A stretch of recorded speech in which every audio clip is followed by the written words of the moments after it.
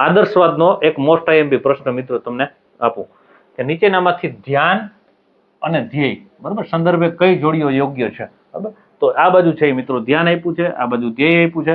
તો આત્મા જે છે કેવો છે ભાઈ? તો કે આત્મા નિત્ય અને અવિનાશી છે. બરાબર છે, આ જોડકું સાચું જ ભાઈ. બીજું શિક્ષક કેવો છે ભાઈ આદર્શવાદની અનુસાર?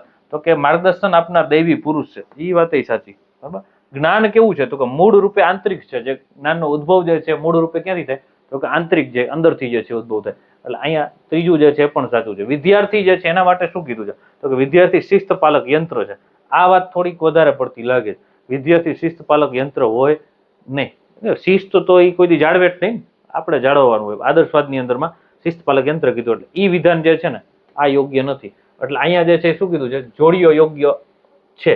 તો પહેલું, બીજું અને ત્રીજું આ ત્રણ વિધાન જે છે સાચા છે બરાબર. એટલે આ ત્રણેય જોડી છે યોગ્ય છે બરાબર. આવા જ અલગ અલગ પ્રશ્નો જે છે સોલ્વ કરવા માટે એકલવ્ય એકેડમી ઇન્સ્ટાગ્રામ પેજને ફોલો કરો.